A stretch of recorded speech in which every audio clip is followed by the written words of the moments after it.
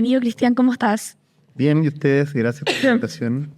Oye, Cristian, para poder dar inicio a esto, si tú tuvieras, vamos a hacer un elevator pitch de 90 segundos para que te presentes acá. Bueno, a ver, ante todo soy ingeniero, entonces un poco cuadrado, pero bueno, papá de 2 hijos, casado, todo, ya a esta altura 42 años, ya no tan joven. Pero al final, en el mundo laboral, un poco bicho raro. Desde chico siempre me gustó hacer negocios, cosas. Creo que mi papá tenía una empresa.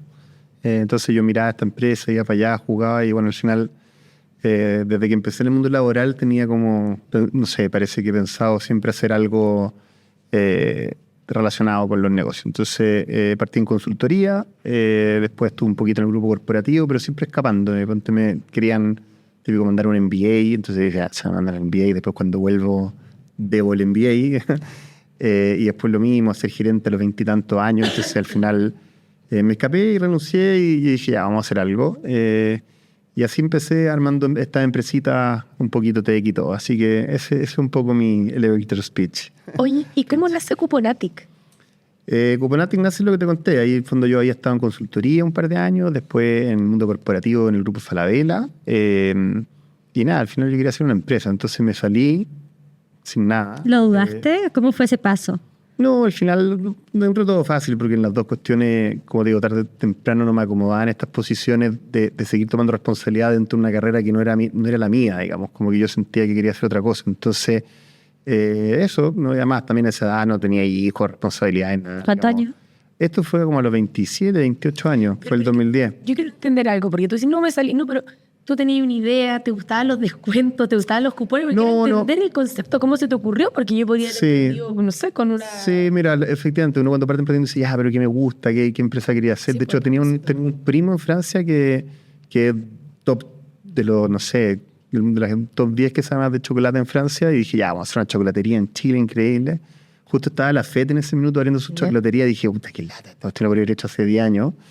Y al final después me dije, menos mal, porque al final hay que tener cuidado. Al final los negocios no se trata de lo que te guste a ti, ¿ya? Se trata de que funcionen, de que se dé esta magia de que algo que no existe exista y avance. Entonces, yo creo que el que realmente le gusta los negocios, lo mismo si son neumáticos o sea, lo importante es que pueda crear una empresa que es sustentable, que crezca, que como que le agregue valor a todo el mundo, a los empleados, a los accionistas, a los clientes.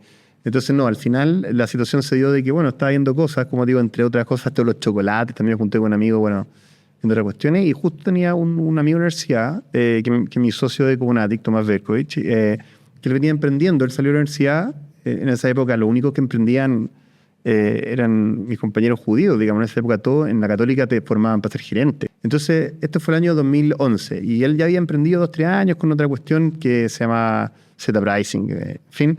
Y nada, estaba pivoteando, partiendo con Cuponatic, y yo le dije, oye, me tinca, hagamos esto en Latinoamérica, y ahí fue que partimos, tratamos, dijimos, bueno, probemos, hagamos una ronda de inversión, cosa que en esa época no se hacía mucho, y logramos levantar, ponte con un PowerPoint, $1 millón, y así partió. Yo partí a cargo, o sea, Tomás estaba a cargo de Chile, y yo abriendo primero Colombia, Perú y México. ¿Y por qué los cupones? Nada, nos dimos cuenta que, bueno, súper honesto, uno también mira, sobre todo cuando está en Chile, las cuestiones que hay afuera.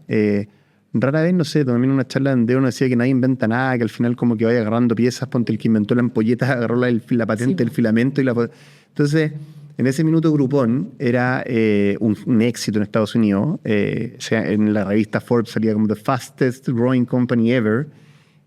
Google ofreció comprarla en $6.000 millones, al final le hicieron un IPO por 12.000. Entonces nosotros de alguna manera dijimos que esto es súper interesante. Y era interesante por varias cosas. O sea, primero que era online, como que había pasado digamos, el mundo de las .com, el 2001 se había caído. Esta era como la segunda ola del e-commerce empezando de verdad. De hecho, en esa época prácticamente no se vendía e-commerce. No, Mercado Libre no existía, creo, en Chile. O sea, era incipiente. Falabella de haber vendido, no sé, 1% de sus ventas por internet.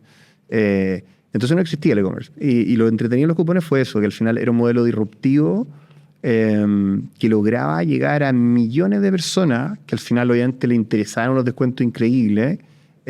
Partió con el mundo de los servicios, no de productos. De hecho, hoy día nosotros seguimos en servicio. Servicio me refiero a salones de belleza, cine, todas las cosas de entretención, lo que tú quieras.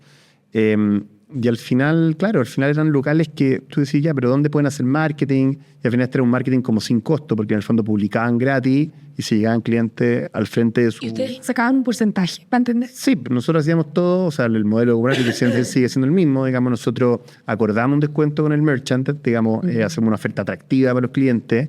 Son comercios que, como te digo, en general tienen capacidad ociosa, entonces al final dicen, bueno, por último, este es el costo de captar un cliente, y entonces entregan un descuento, una comisión a Cuponatic, y obviamente un marketing sin riesgo, donde le llegan clientes que después ya es cosa de ellos si los pueden retener, que vuelvan a ofrecer algo más.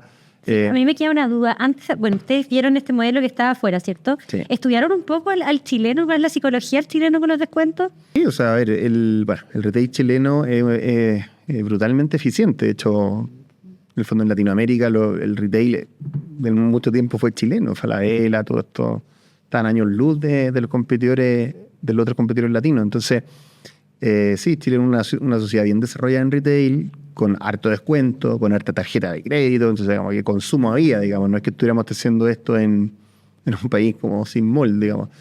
Y los descuentos, yo diría que en todo el mundo, la gente le encantan los descuentos, o sea, si tú en el fondo tú veías algo que estaba a un muy buen precio, en sí generan unas ganas como de comprarlo, porque decís, bueno, entonces, no, fue súper rápido, porque como digo nosotros, o sea, o al menos yo, eso se lleva un mes, con Chile, y yo hice una ronda por $1 millón para abrir 3 países, entonces como que no partimos suavecito.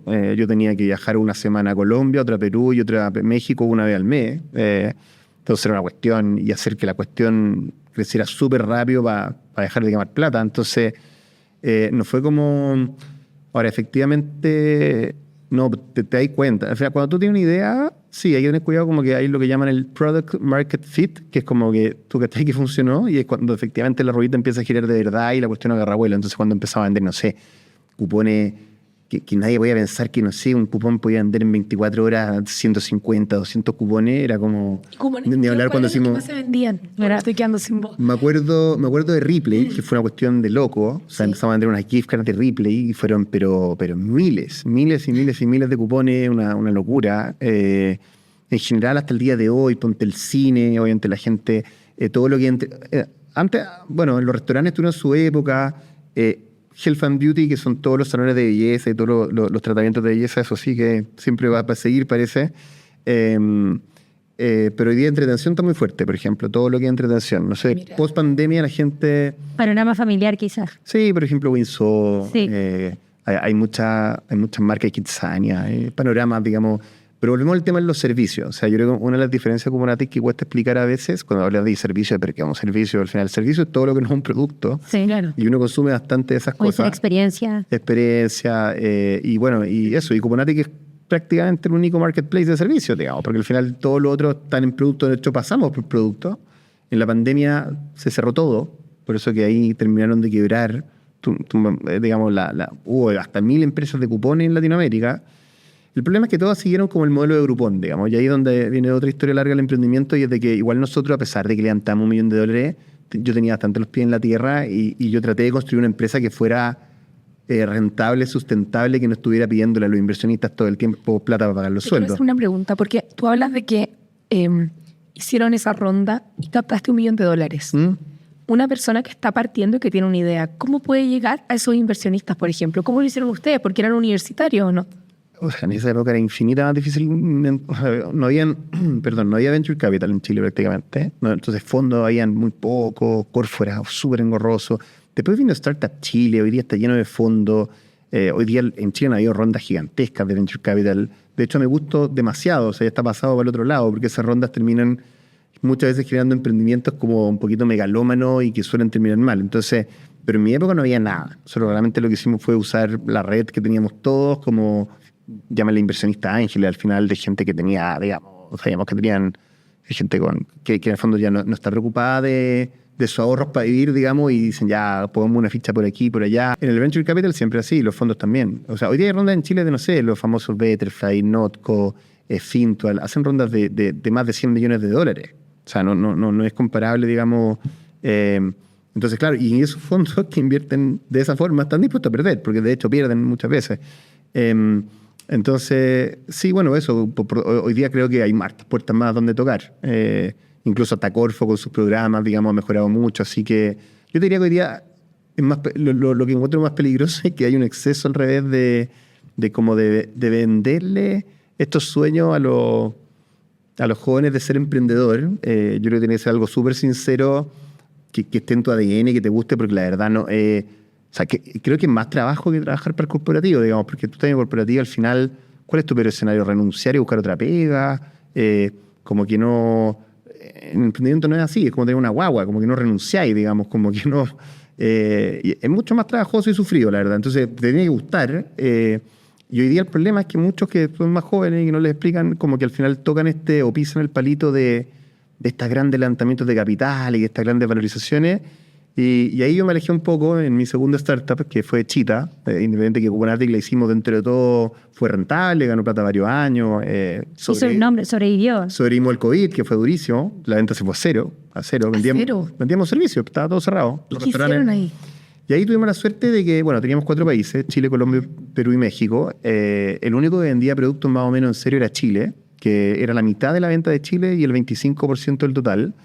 Y ahí lo que hicimos fue decir, bueno, o sea, hacemos crecer el 35%, cerramos, y lo logramos triplicar. Entonces, la venta de Chile se triplicó la de productos y con eso logramos perder una plata razonable y no quebrar. Pero igual fue súper, súper duro. O sea, se cerró, imagínate, tú en día hay restaurantes, salones de belleza, todos los cines, todo cerrado. Me voy a ir un poco a la parte emocional, Cristian, porque nuestra audiencia también quiere saber todos esos detalles, un poco... ¿Cómo manejar esos momentos de crisis? Bueno, hay 2 tipos de crisis. Una que es el COVID, que no le tocó solo a los emprendedores, digamos, sino que yo me imagino, no sé, la gente de la aerolínea, en la TAM, yo me acuerdo mirar el pobre CEO. Entonces, bueno, es un tipo de crisis que no sé cuántas veces puede pasar, pero yo nunca la he vivido y para eso la única receta es la resiliencia. Se viene otra ahora. O morir. Otra pandemia, sí. No. No, pero bueno, entonces, bueno, es un tipo de crisis, pero yo diría que, bueno, esas como que no hay nada que hacer, pero la crisis que es segura y digamos, cuando estáis partiendo un emprendimiento es de que estáis partiendo algo desde cero, que es algo que no existe, que tenéis que hacer que exista, y que probablemente, como cualquier negocio, parta perdiendo plata, ¿cierto? Entonces, como que, hay que tratar de armar alguna cuestión que uno te creáis, digamos, que tiene sentido, etcétera, saber dónde estáis parados y, como te digo, tener mucho cuidado cuando levantáis plata, porque al final si levantáis plata, esa persona que pone la plata, sobre todo en estos niveles de riesgo, está pensando en multiplicarla por 10. Entonces, ese tipo de expectativas a veces te cambian tus prioridades. Entonces, me pasa mucho que muchos de estos emprendedores están desde el día 1 vendiendo la empresa. ¿Cachai? Porque en el fondo es la única manera que ese inversionista que puso una plata a un valor X gane 10 veces. Entonces, ese exceso de ambición de estos venture capital, como que yo creo que daña a muchos emprendedores que podrían hacer empresas súper exitosas, con no tanta plata, que a lo mejor no multipliquen por 10, multipliquen por 3, por 5, que tengan negocios buenos, pero quedan absolutamente fuera de juego porque ya entraste como en este mundo de la vorágine de los unicornios. Querer ser unicornio es como querer ser Messi. Entonces, en el fondo, ya entras en otra liga, digamos. Es como que, de nuevo, hay gente, yo creo que cuidado, el emprendimiento no es para todo el mundo, como lo dije, creo que es bastante sacrificado. Pero además ya una vez que sí, ya quiero hacer una empresa, etcétera, después está, no, es que quiero que sea un unicornio. Entonces, yo creo que hay que hacerse responsable. Yo tenía un jefe que era ex McKinsey, que era de Harvard, y me decía siempre, under promise, over delivery. Y me encanta, porque en el fondo, qué rico prometer menos de lo que entregáis. Qué rico, si le dijiste a alguien 100, llegáis con 200. En ese mundo es imposible. En ese mundo estáis siempre over-promising y under-delivering. Como debe todo el rato. Hay gente que le resulta y es súper exitosa. Por ejemplo, Cornershop en Chile.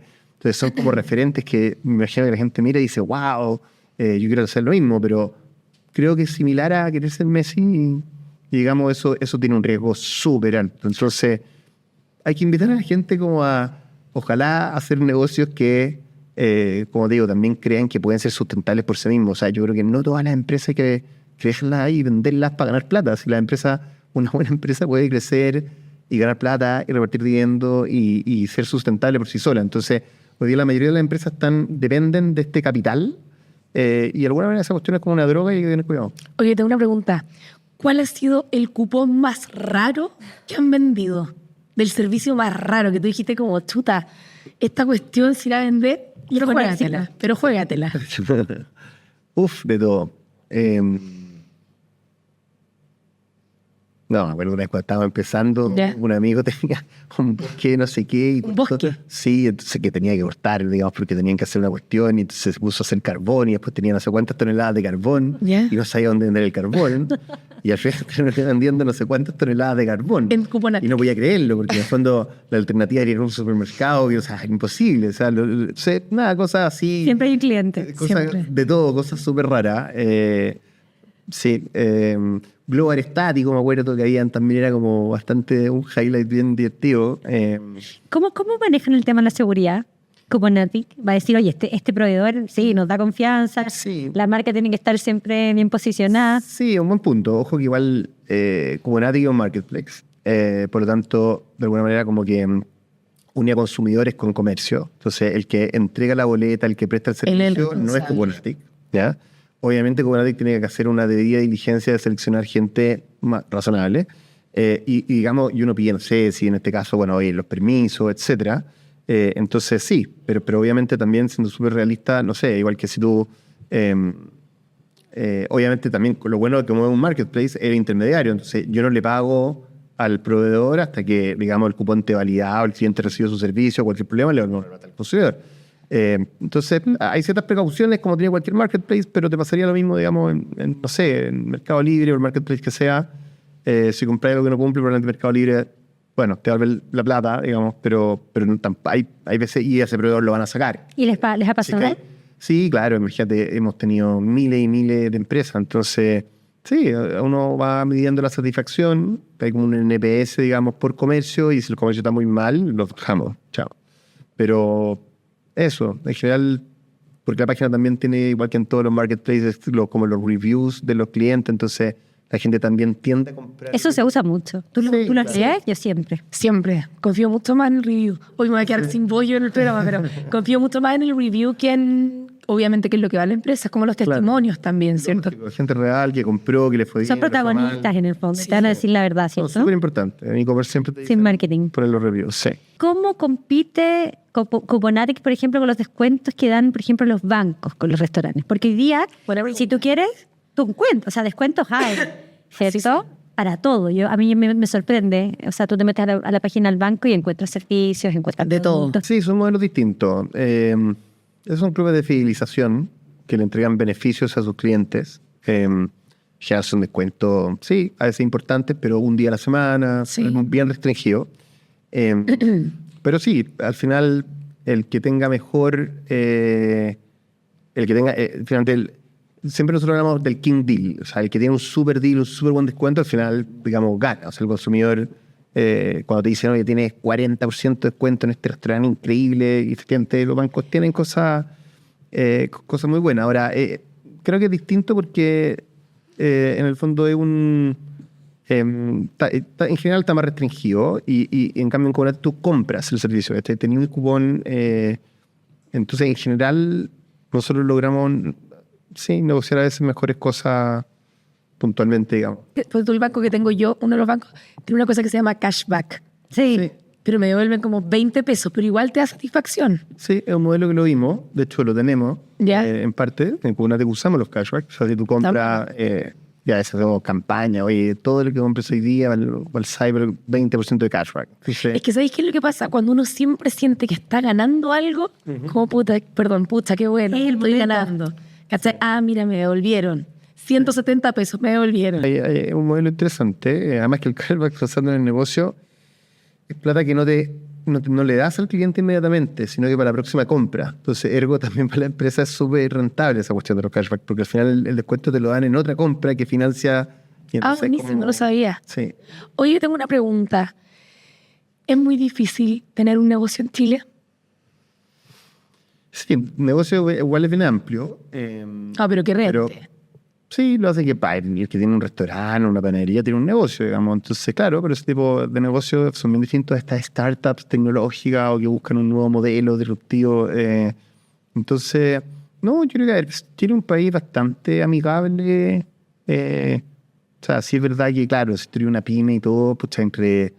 O sea, porque, digamos, sin meterse en política, las leyes al final, sobre todo a los chicos, cada vez que sale algo, uno dice, no, pues súper razonable, pero en la sumatoria de cosas, que finalmente para un chico es inmanejable. O sea, 100%. o sea, como cumplir son 200, o sea, en cambio, claro, con una empresa grande contratan 2, 3 personas más que se ponen a ver el compliance y lo hacen. Pero entonces, claro, desde el punto de vista regulatorio, creo que últimamente Chile se ha pasado un poquito de vuelta. O sea, sobre todo lo que te digo, como que si las leyes son iguales para todos, los grandes y los chicos, para los chicos va a ser imposible. 100%. Pero son barreras de entrada. Bueno, eso. Entonces, para emprender, sí, toda esa sobreregulación es muy agotadora. Es muy agotadora. Pero en general yo diría que Chile, o sea, es una joyita. El chileno como que siento que no cacha el país que tiene, es increíble. O sea, Es un buen mercado. es un buen mercado, es un buen país. O sea, el servicio de impuesto interno, mira cómo funciona. Si se te cae la luz, todo reclaman. Pero tienen, o sea, tú vayas, no quiero decir países, México, pero México, ya, dilo. México, tú, o sea, olvídate, de cualquier problema con la empresa de agua, de luz, olvídate. Te voy a Bueno, demorar. los cortes O también. sea, todo es un desastre, todo son problemas, nada funciona.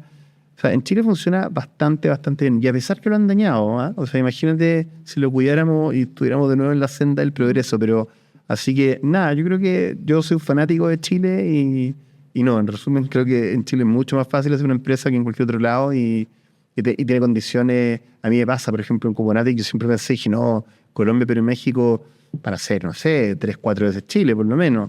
Y la verdad es que Chile hasta el día de hoy está pero desarrolladísimo en comercio electrónico. Ya, yo estoy presidente del Comité de Comercio Electrónico y a veces vemos las estadísticas de los países y la penetración de e-commerce en Chile es muy superior. Lo mismo lo pasa en Chita. Digamos, Chita, que es la empresa que estoy más dedicado ahora, que es de FinTech, que es de Factoring. Perú, Colombia, estamos abriéndolo hace un par de años, pero cuesta, y la sensación es que nunca van a se van a demorar mucho en llegar al tamaño que tiene Chile, porque Chile tiene como fundamentos de desarrollo mucho más elevados, sobre todo en términos, además, cuando está hablando de online, de e-commerce, de fintech, o sea, todo está a un nivel mucho más arriba. Ya una efeméride, como el día D, que es el cyber. Porque Cristian sabe perfectamente cómo piensan los chilenos. Y la pregunta es, ¿cómo piensan las empresas con el cyber, según tu opinión? Porque es una fecha que, no sé, 3 veces al año, creo. Uno las espera. Buenas preguntas, Nati. Hoy sé que me voy a parar y me voy a ir de aquí a la clínica, porque no... Vamos a contar, después te llevo así. Pero ¿cómo piensan las empresas la verdad? Mira, el cyber es un concepto bien interesante, que de alguna manera está implícito que son como los mejores descuentos del año, ¿cierto? En Internet. Y lo empezamos en el 2011, de hecho, por eso partí, me acerqué a la Cámara, porque se formó un comité de comercio electrónico y al final uno quería desarrollar el comercio electrónico que no pesaba ni el 1%. Y una de las primeras cosas que se hizo fue el cyber, ¿ya? Y el cyber al final era eso, era como ya un evento donde todos hagamos buenos descuentos. En la Cámara se hizo un súper buen trabajo en Chile de definir mejores prácticas, como filtrar a las empresas que entraban con auditoría, o sea, con un grado de seriedad. ¿Qué eso te iba a decir? ¿Qué tan real es el cyber? ¿Distorsionan un poco?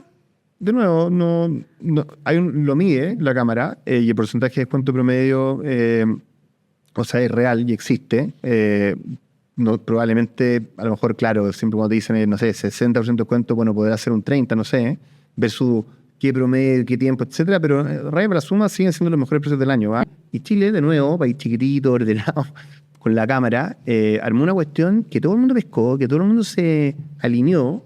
Depende que cuesta, obviamente, pero el valor está en que más o menos son 2 Cyber al año, un Cyber Day y el Cyber Monday, y también hay un Black Friday ahora a fin de mes. Entonces, si quieres 3 grandes eventos. Cristian, tú eres como el rey del cupón. Sí, sabe todo. ¿Sabes todo? O sea, es que tuve 10 años de CEO de Cubonatic y claro, y además no, estaba harto tiempo en ese mundo, pero en resumen, Chile, o sea, me saco el sombrero porque cuando tú lográis decirle al consumidor final, oye, estas son las fechas del cyber, este es el verdadero cyber, y donde el 90% de las empresas más importantes participa, claro, los medios entonces dicen, oye, el cyber. Eso no pasó en otros países. Entonces, a nosotros nos pasaba que en Chile multiplicábamos, no sé, la venta por 14, la venta diaria, digamos, por cada día del cyber. O sea, hacíamos un mes de venta en 2 días, y los países 2 veces, 3 veces, y al final dañaron el evento. Entonces, y hasta el día de hoy se mantiene relativamente bien, independientemente que es súper difícil. Pero eso, de nuevo, demuestra que hay... Sí, eso. Tengo carrito de eternos, que a veces compro y a veces no. Yeah. Oye, yo tengo una pregunta. ¿El chileno entonces es bueno para comprar? Sí, bastante... Consumista. A veces dicen que los centroamericanos son más consumistas, no sé, pero la verdad es que sí, es un país donde el retail ha sido, como dije antes, muy desarrollado, bien agresivo. Inventaron este retail con tarjeta de crédito. Van a decir quién, pero es obvio, ese es un modelo que es bastante ganador para que ciertos segmentos puedan comprar bienes más caro. Entonces, en ese sentido, sí, como a mí, bueno, no me gusta tanto eso de endeudarse por un televisor, pero la verdad es que sí, pues, está súper desarrollado el retail en Chile, entonces el chileno en general es sí, bueno. Y quizás es la oportunidad también para ese consumidor de tener ese producto. Que lo pensamos de repente. Sí, de acuerdo. Sí, eso, de esa marca y esa categoría, quizás. Quizás es la única opción en ese momento. Yo quiero, porque vamos a pasar del mundo de los cupones ahora un poco al factoring, ¿cierto? Bueno, cuando empecé a buscar otro negocio, dije, me voy a cambiar un poco de industria. El retail es una industria bien dura. Es como la aerolínea, es poco rentable, cuesta ganarse, o sea, es duro. Entonces, nada, dije, busquemos algo en la banca, que la banca era una industria súper rentable en el mundo y en Latinoamérica más todavía. Entonces ya empezamos a ver distintos modelos y claro, y el factoring estaba súper desarrollado en Chile, pero tú mirabas y lo usaban, no sé, de las 500.000 empresas que lo pueden usar, lo usaban 20.000, 25.000. Entonces tú decís, pero igual raro, con tantos años, habían 150 factoring. Entonces al final lo que pasaba es de que, claro, el factoring es como, para que entiendan todos, tú le vendes, no sé, a una empresa grande, en general una pyme, y claro, te dicen ya, pues te pago en 30 días, hoy día 30 días, entre 60 o 90.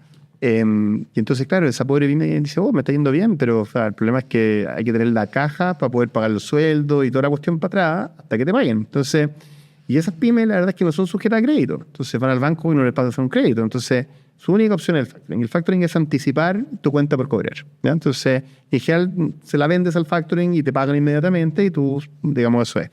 Pero como digo, no existía para las facturas chicas, para las empresas chicas, porque es un problema operacional muy difícil de resolver. O sea, en el fondo, estar prestando por 30 días 500 lucas no es tan evidente, sobre todo para la banca, que tiene que enrolar a los clientes, hacerle, digamos, el puro proceso vale más que lo que pueden ganar en eso. Entonces, estaban desatendidos, resumen, ¿ya? Y al final lo que hace la tecnología siempre es eso, digamos, ¿cierto? O sea, muchas veces ayuda a llegar a la base de la pirámide de cosas que bajo el modelo tradicional no lo... Entonces eso hicimos un factoring para las pymes, full online, justo el año que la factura electrónica se volvió obligatoria, el 2016, y la verdad nos ha ido súper, súper bien, y hemos atendido cerca de 12.000 pymes.